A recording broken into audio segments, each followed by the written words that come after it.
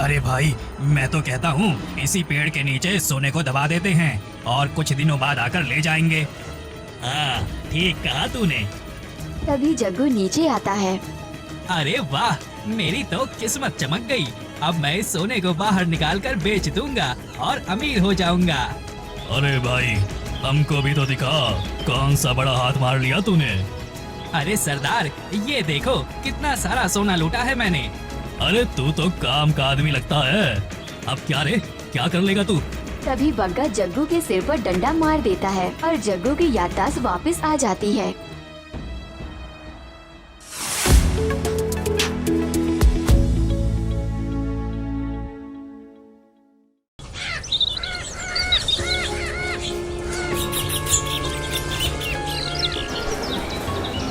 रंगमपुर गांव में रहने वाला जग्गू बहुत ही ज्यादा मूर्ख था। इसी कारण उसकी पत्नी चित्रा बहुत परेशान रहती थी।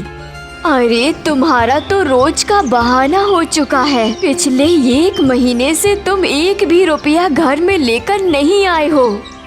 अरे तुम भी क्या रोज रोज शुरू हो जाती हो।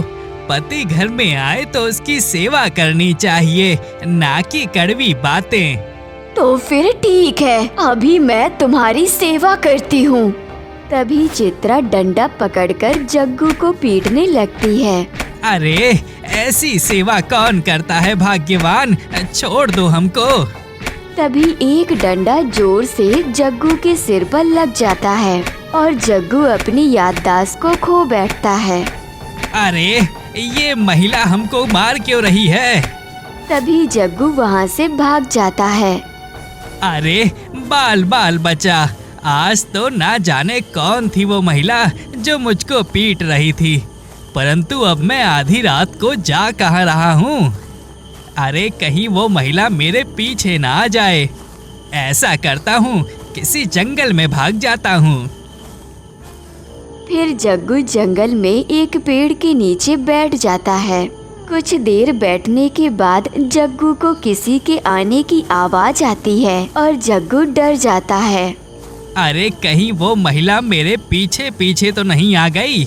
ऐसा करता हूँ, पेड़ के ऊपर चढ़ जाता हूँ। जग्गू पेड़ के ऊपर चढ़कर बैठ जाता है और तभी जग्गू देखता है कि 2 डाकू उसी पेड़ के नीचे आकर बातें करने लगते हैं। अरे भाई, मैं तो कहता हूँ इसी पेड़ के नीचे सोने को दबा देते हैं और कुछ दिनों बाद आकर ले जाएंगे। हाँ, ठीक कहा तूने। तभी वह दोनों पेड़ के नीचे सोना छुपाकर चले जाते हैं। तभी जग्गू नीचे आता है। अरे वाह, मेरी तो किस्मत चमक गई। अब मैं इस सोने को बाहर निकालकर बेच दूंगा और अमीर हो जाऊंगा। फिर जग्गू उस सोने को जमीन से बाहर निकाल लेता है और सोने को बेचने के लिए जंगल से बाहर निकलने लगता है। अरे सारी रात हो गई इस जंगल में घूमते घूमते, पर बाहर जाने का रास्ता नहीं मिला। अब तो सुबह भी होने लगी है। तभी जग्गू डाकुओं के अड्डे पर पहुंच जाता है और एक डाकू जग्गू को आते हुए देख लेता है। अरे ये कहीं पुलिस का आदमी तो नहीं, इसे पकड़कर मैं सरदार के पास ले जाता हूँ। अरे ये मैं कहाँ पहुँच गया, लगता है ये डाकुओं का अड्डा है। अबे ओ, कौन है तू और इस जगह पर क्या कर रहा है। तभी जग्गू घबरा जाता है और घबराते हुए कहता है, अरे भाई, यहाँ कोई आदमी आ सकता है क्या? यहाँ तो डाकू ही आ सकते हैं। अरे कहना क्या चाहता है तू? अरे मेरा मतलब मैं भी एक डाकू हूँ। मैंने एक बड़ा हाथ मारा है और मुझे छुपने के लिए जगह नहीं मिल रही, इसलिए मैं यहाँ आ गया। अच्छा, तो ये बात है। चलो मैं तुम्हें सरदार से मिलवाता हूँ। तभी वह डाकू जग्गू को सरदार के पास ले जाता है।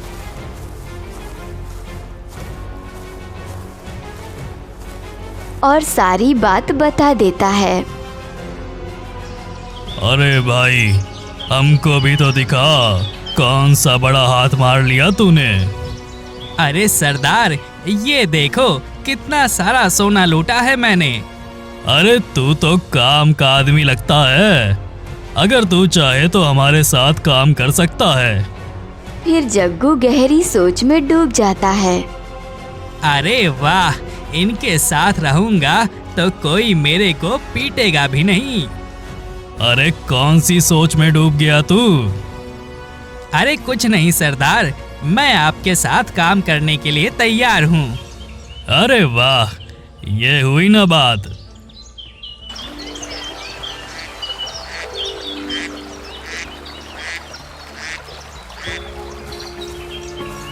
जग्गू कई दिनों तक उन डाकुओं के साथ रहता है और जब भी वह डाकू जग्गू को अपने साथ जाने के लिए कहते तो जग्गू कोई ना कोई बहाना बना देता।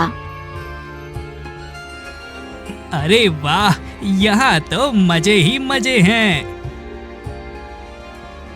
तभी सरदार और डाकू गांव से लूट मार करने के बाद अपने अड्डे पर वापस आ जाते हैं। आइए सरदार, मैंने आप सबके लिए खाना बना दिया है। अरे जग्गू, तू जब से आया है तब से हम सबको खाने की तंगी नहीं हुई, परंतु एक बार भी तू हमारे साथ लूट मार करने नहीं गया। लगता है तुझे खाना बनाना ही पसंद है। अरे नहीं सरदार, ऐसी कोई बात नहीं। अरे सरदार, मैं तो कहता हूँ इसे चूड़ियाँ भी पहना दो। तभी वह दोनों हंसने लगते हैं। अरे सरदार, इस बग्गा को समझा लो, वरना मुझसे बुरा कोई नहीं होगा। अब क्या रे, क्या कर लेगा तू? तभी बग्गा जग्गू के सिर पर डंडा मार देता है और जग्गू की याददाश्त वापस आ जाती है। अरे ये क्या, मैं इतने दिन से यहाँ हूँ और मेरी पत्नी घर पर अकेली होगी। मुझे यहाँ से जाना होगा, लेकिन मैं अपना बदला लेकर जाऊंगा। अरे बस एक ही डंडे में तेरी हवा निकल गई। किस सोच में पड़ गया है तू? अब तुम दोनों बस करो और जग्गू तू रात के खाने का इंतजाम शुरू कर दे। जा बाजार से सामान ले आ, और बग्गा तू गांव में क्या चल रहा है इसका पता लगाने जा। फिर जग्गू बाजार से सामान लेने चला जाता है और बग्गा गांव का माहौल देखने चला जाता है। शाम तक दोनों वापस आ जाते हैं। अब वक्त आ चुका है इनसे अपना बदला लेने का और अमीर बनने का। तभी जग्गू खाने में नशीली दवाई मिला देता है।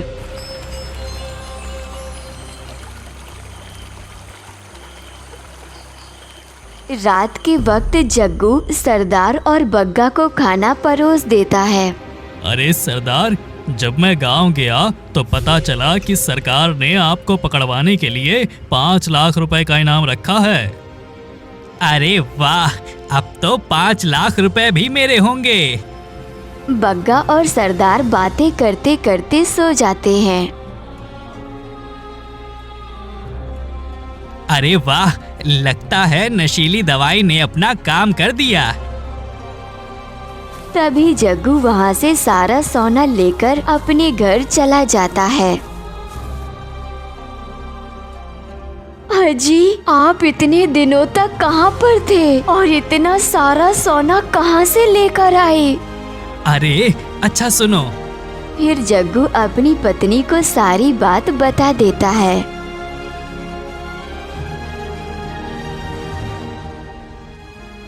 भाग्यवान, तुम यहीं रुको, अभी हमें और भी काम है।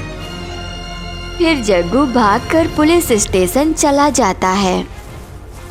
इंस्पेक्टर साहब, मेरे साथ जल्दी चलिए। आप जिस डाकू को पकड़ना चाहते हैं, मुझे उसका अड्डा पता है। अरे जग्गू, तू उस डाकू की बात कर रहा है ना, जिसके ऊपर सरकार ने 5 लाख रुपए का इनाम रखा है? हाँ हाँ इंस्पेक्टर साहब, मैं उसी की बात कर रहा हूँ। देख जग्गू, अगर तेरी बात झूठी निकली तो मैं तेरे को ही अंदर कर डालूंगा। अरे साहब, हम झूठ नहीं बोल रहे हैं, आप जल्दी हमारे साथ चलिए। तभी इंस्पेक्टर जग्गू के साथ जाता है और देखता है कि सरदार और बग्गा दोनों सो रहे होते हैं। अरे वाह जग्गू, तूने बहुत ही बढ़िया काम किया। इनको कई सालों से ढूंढ रहे थे हम। अभी मैं इनको जेल में डाल दूंगा।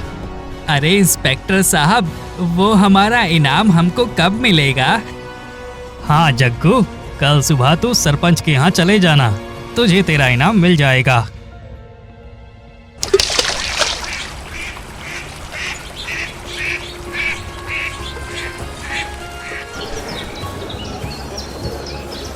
अगली सुबह जग्गू अपनी पत्नी के साथ सरपंच के यहाँ जाकर इनाम ले लेता है।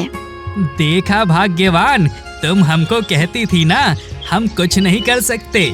देख लो, हमने गुंडों को पकड़वा दिया।